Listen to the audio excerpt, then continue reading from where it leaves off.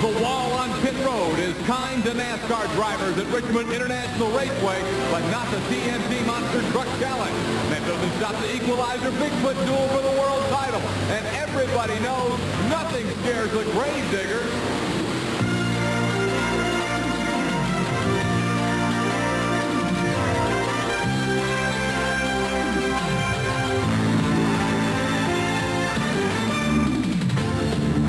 Welcome to Richmond International Raceway, Monster Truck fans. I'm Scott Douglas. This is the site of some of the finest in NASCAR racing. But today, it's speed and power of another sort as the TNT Monster Truck Challenge invades historic Richmond, Virginia.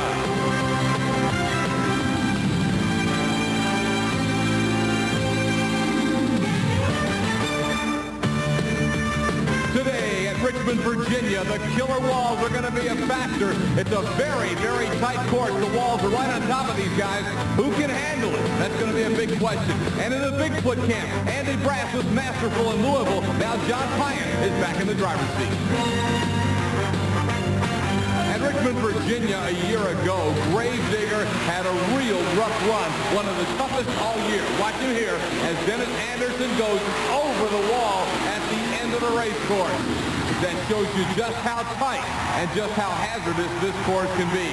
Army Armstrong is standing by to talk about the close quarters and the way these guys are going to try and handle it at Richmond International Raceway.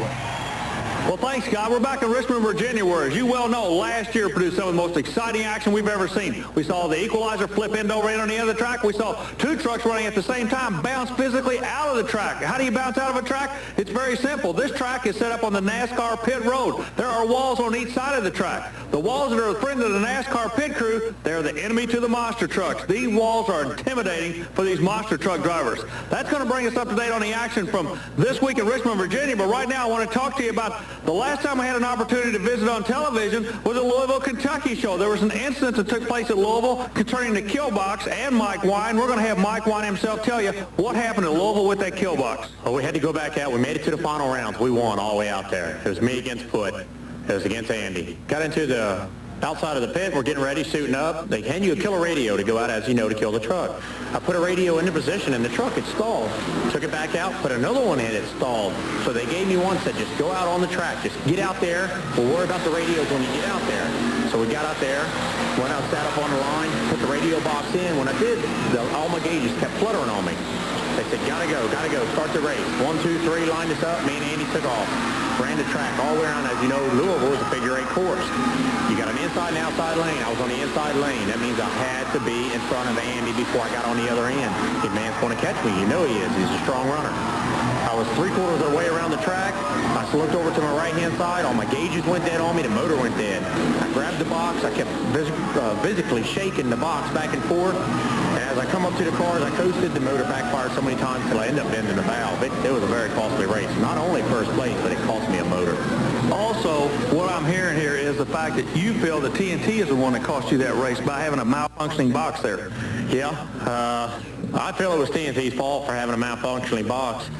We're going to have to design, me and the owner, Nick Rossi, are going to design a box where when that box itself will sit into a box. So if it ever does come dislocated again or anything at all, it will at least be contained in that unit and keep it from falling off. The rivets actually came apart and fell off. The need for a killer radio is obvious in this sport because the TNT officials have to be able to shut a truck down should it go out of control. But certainly, Mike Wine very unhappy about the killer radio possibly costing him in Louisville. Qualifying highlights right now as we get ready for racing and watch Gary Porter's Carolina Crusher almost go over. The flat tire on the back is obvious, and when we look at the replay, you're going to see just how close Gary Porter's Carolina Crusher actually came to not only landing on his roof, but if he would have landed on his roof, look at him. He'd have landed on this short retaining wall at Richmond International Raceway. Right here, he is in trouble. Bang, he almost went over on the wall. Porter gets it back down on all four wheels, but has to replace the tire on the back left. A big, big leap. Actually, two flat tires on that left side upon closer examination. So Gary Porter with big problems in the Carolina Crusher. Chris Chapman is with us, and she's going over to talk to Gary Porter about the incident. Gary, pretty rough ride for qualifying. Is everything all right? I think it will be. I went out and looked the course over before qualifying, and I adjusted the tire pressure where I thought it, should have been, and I guess my guess was wrong. I dropped my air pressure a little bit, so I'm going to have to put some more in it, so maybe I won't knock the tires off the rims again. Did it just take those 2 tires? Is that the only problems you had? Yes, I don't think it busted them. It just knocked them off the rim, broke the bead loose and bent a few shocks, and I think that's it. We'll let you get back to work. Okay, thank you. Seems so unusual to be talking about a problem for the Carolina Crusher because Gary Porter has one of the most consistently strong running trucks in the sport today. And because of that consistency, he'll be back a little bit later. The season points have Bigfoot back on top. Remember, Andy Braff was awesome in Bigfoot 4 at Louisville, but John Pyatt is back driving the truck today. Equalizer is 9 points behind. The Auto Value King Crunch is still a player. Carolina Crusher is drawing a beat on the top 3. Awesome Kong rounds out the top 5. Then it's the USA 1 truck holding on over the Gravedigger. Nightlife is pressing him for 7th with Outlaw and Buffalo Trimmer rounding out the top 10. We're ready for first round competition in Richmond, Virginia on the TNT Monster Truck Challenge.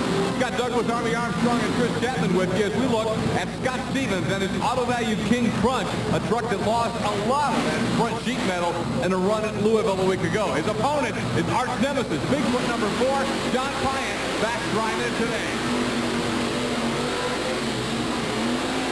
And Pyatt gets the win and Crunch is in trouble at the end of the course and ends up on the wall.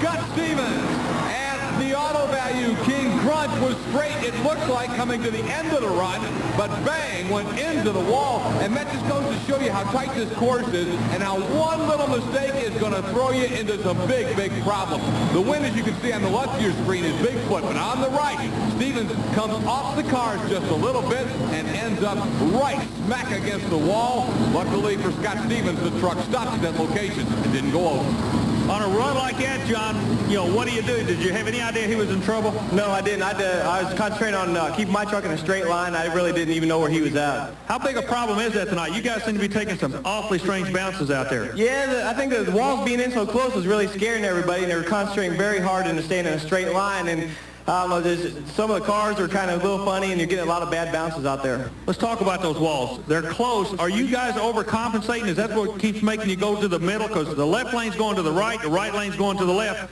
The only difference is the walls are on the outside of this track. Yeah, I think I definitely favor another truck inside of the wall. I think everyone is kind of going towards the inside. John Pyatt's Bigfoot got the win with a nice straight shot. There's the truck that got into trouble. The Auto Value King Crunch out of Texas and Scott Stevens. Chris Chapman's working her way over to see what happened to Scott Stevens and the Auto Value King Crunch special. An awful bad luck out there for you against Bigfoot. Yeah, it was, 2 weeks in a row. I guess, had too good of a year going, We know bad luck will get you every once in a while. I thought it was going to be a little worse than it was. At least the truck, the back drive shaft braking kept it from maybe going over. The wildly popular Gravedigger monster truck, Dennis Anderson from Kill Devil Hills, North Carolina. Dennis has had so many mechanical problems this year, but a new Gravedigger is on the way. Eventually, lighter, better handling. Army Armstrong earlier found out about the timetable. Okay, Dennis, this is your time of the year, really. You get outside, you get to really leg that big motor, but where's all the emphasis going to be? You going to try to put time into this truck, or are you going for the new truck? Well, really, I've got to do both. It's hard trying to keep this truck together. The truck is so heavy, really, and the suspension's not really soft enough on it. The new truck is 4-link, and it takes a lot more work and time involved in the new truck. But it's just hard. It's hard to do it, trying to run this truck and get the new one going too. So we're just going to keep battling at it, and hopefully in 8 weeks the new truck will be ready for some testing. First round action at Richmond, Virginia now. It's Gravedigger against Marvin Smith and the Wild Hair Chevrolet. The early lead to the Digger. Some bouncing going on, but Dennis Anderson wins it while Marvin Smith is way off course. And Marvin's had a problem staying in his own lane lately. You may remember an incident with the Clydesdale in Dallas earlier here on ESPN. Let's watch it again. It is the Gravedigger with the easy victory over Marvin Smith's Wild Hair. There's Dennis. He's with Army Armstrong. Army? Dennis, an awfully wild run. You're notorious for making those wild, wild shots. This seems like it would not be the track for you, but you look like you're just at home out there. Well, really, I'm not running the truck hard at all. I'm coming off the line in second and I slip it right in drive, and I'm pushing the throttle down about a little over a half inch. I'm just holding it right there and trying to ride the course out. It's a pretty rough track. You know, we haven't even powered into it yet, and if I can make it last to the finals, if that's what it takes, then I'll do it in the finals. Let me ask you a question. This is the first time I've had a chance to ask you this question this year because it's going into the second round and you're still involved in this thing. Are we looking at a new Dennis Anderson? We thinking a little bit before we go to the line? Because it doesn't look like you got it on full kill. Well, yeah, I'm thinking a little bit, you know, but on this course here, it looks like everybody's running pretty easy. I looked at the qualifying times and how long this course is, and I thought it was some pretty slow times, you know, so all I want to do is try to stay ahead of the next guy. Interesting that Wildhair got out of his lane, back up, and will now finish this race course. And because of other problems, he'll actually come back in the quarterfinals as the third fastest loser. Hey, those quarterfinals are next.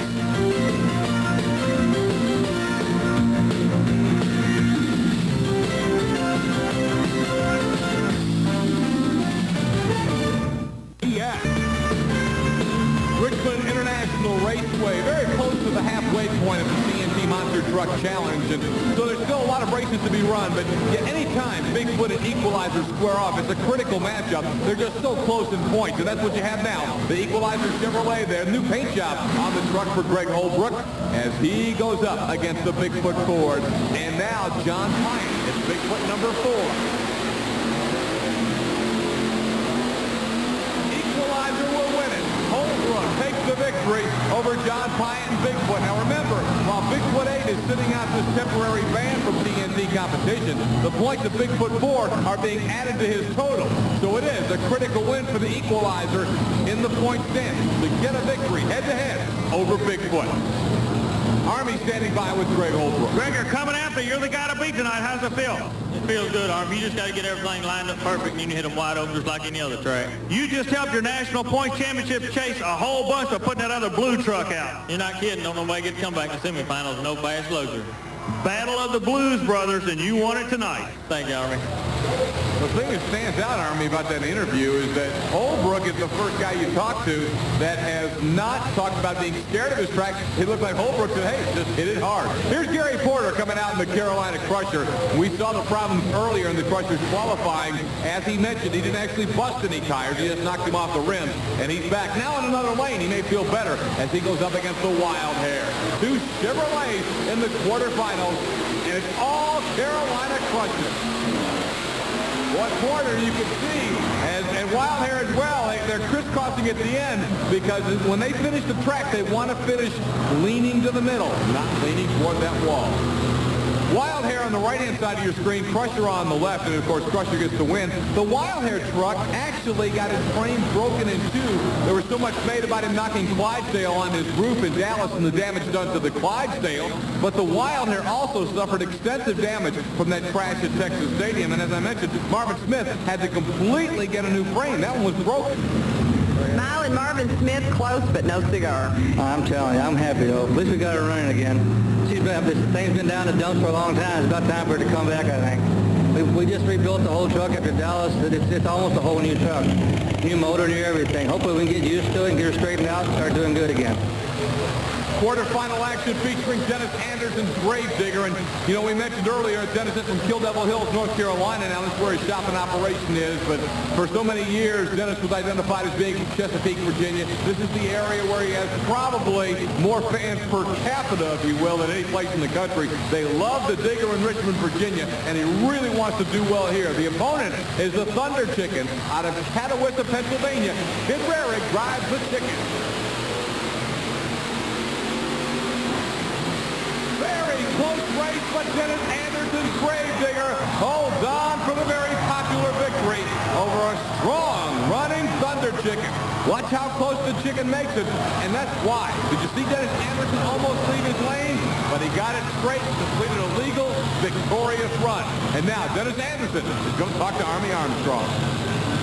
Dennis, is going to be short and sweet. These guys have been laughing at you all year long, saying you lost the handle on it. I don't believe that's the case tonight. No, well, that's what I'm trying to do is I'm saving the truck.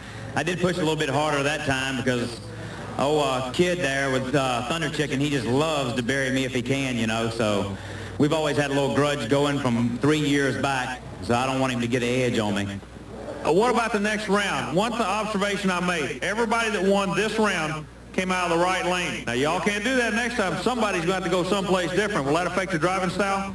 Well, it could, but, you know, I'm just going to give it the best shot in the left lane. I feel like the right lane is the best lane to shoot out of, but if not, I don't think it's going to be that much different. When we return to the TNT Monster Truck Challenge, it's the semifinals, Equalizer versus Carolina Crusher, and Nightlife against the Gravedigger. National Raceway with the TNT Monster Truck Challenge as we're going to the semifinal round. The Carolina Crusher, Gary Porter from Wadesboro, North Carolina, the runner-up for the World Championship a year ago, now gets to go head-to-head with the truck that beat him for the World Championship last year. That's the Equalizer Chevrolet with its new rookie driver, Greg Holbrook. Holbrook replaced David Morris as the driver of that truck a few months ago and has really been getting strong. You know, the Equalizer truck was the first one in TNT competition to go to a radical new suspension to get away from the old leaf spring setup that the other trucks were set up on. And I'll tell you, that's one of the things that Bob Chandler and the Bigfoot camp is so upset about. They feel like Equalizer got to come in with a radical suspension a year ago, and they're being penalized for their radical suspension this year. The suspension holds up as Equalizer again gets the victory over the Carolina Crusher. We're going to go inside the cab with Greg Holbrook, the rookie of the Equalizer. On the replay, and you can see that Greg's getting knocked around, but this is really a fairly smooth ride for a monster truck. These guys take a severe beating in here, but that wasn't bad at all. Holbrook got a few bounces, but comes out in good shape, and he gets the victory over the Carolina Crusher. Now let's go back outside and watch the replay. And Gary Porter always pushes the Equalizer hard.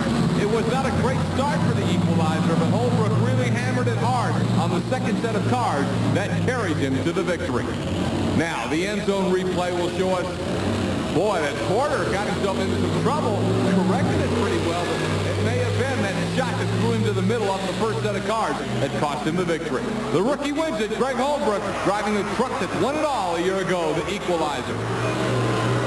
Well, we're standing with a little nervous driver right here, a nervous little driver. Let me get that down pat.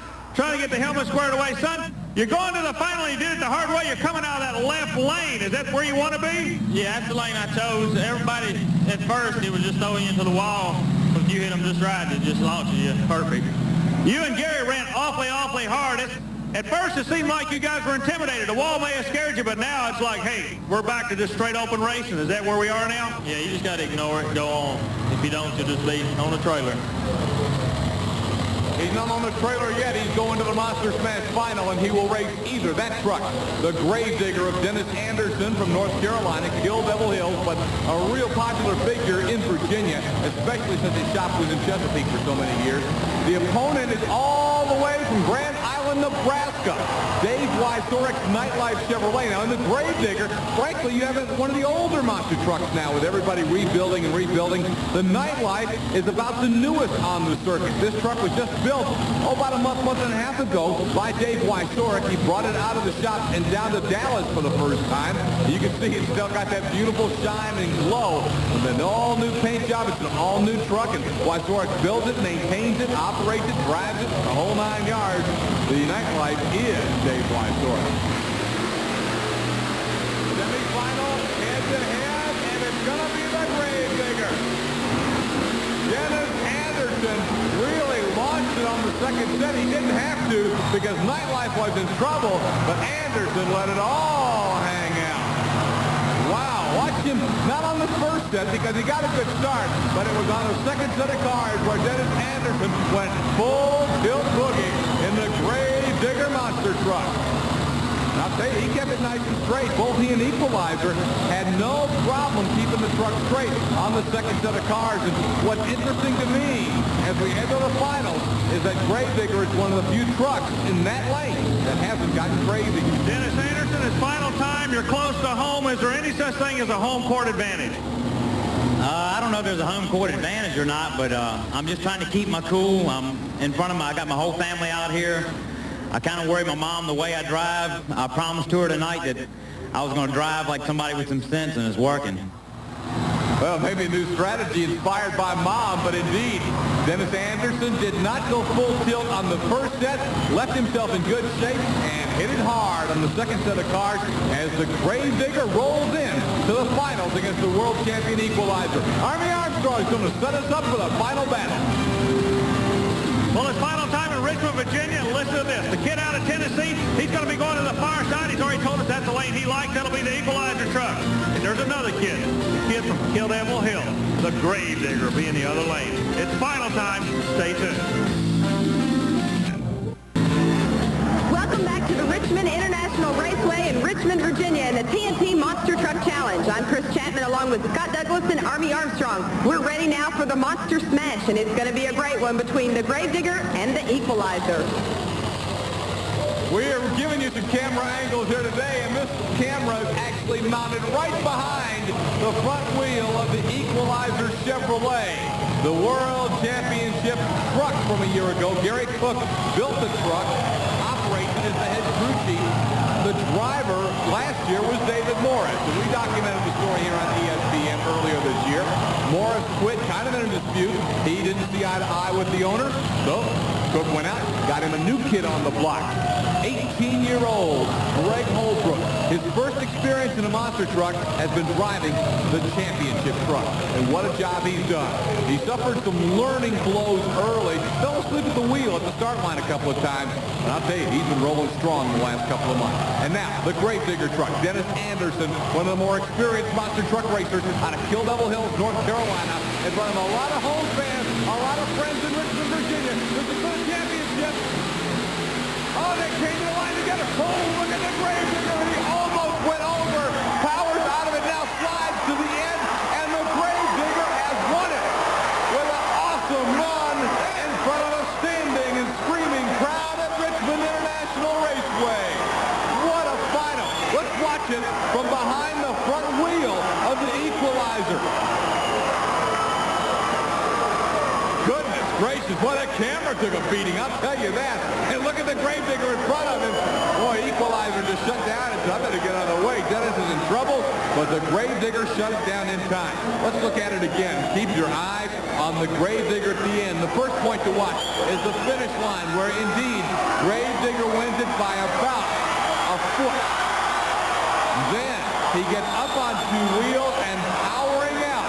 Anderson hit the throttle hard, and that pulled the truck back down onto all fours. Now coming right at you, the wild, victorious run of Dennis Anderson's Gravedigger. Boy, really, he and the Equalizer almost collided at the end of the run. What a final, and what a big win for Dennis Anderson and the Gravedigger. Well, you talk about a Cinderella story. It took place in Richmond, Virginia tonight. Dennis Anderson, bad luck. Maybe it's over. But when you turn around to good luck, wow, you couldn't have handpicked a better place. Yeah, you know, Army, I've had pretty good luck the last, last 2 years out here. And I just try to keep my cool here. You know, I got a lot of Mudbog fans, the guys that's known me from Mudbogging years ago, and my hometown, mom, dad, my wife and kids, everybody in the stands, and they really want me to win, you know, and I want to win too. But, you know, we pulled it off and made it to the finals, and I really couldn't do it without Crowler cams, TCI torque converters, Creative Glass for fiberglass body parts, and M30 hand cleaner. You know, it's really amazing. It takes a lot of people to make these teams work, and believe me, a bunch of people are on your team tonight. Congratulations, Dennis. A well-deserved win. All right, thanks a lot, Army. Equalizer may not have won the battle, but he took another step towards winning the war, as by getting to the Monster Smash final, the Equalizer truck has put itself back into the season point lead by 1 point over the Bigfoot operation. Then it's Crunch, Crusher, and Kong rounding out the top 5. USA 1 is still 6, but Gravedigger makes up ground. Nightlife, Outlaw, and Tremor round out the top 10. A very popular victory in Richmond, Virginia, as Dennis Anderson's Gravedigger gets the win in front of a lot of friends and family. We'll have more of the best in monster truck action next time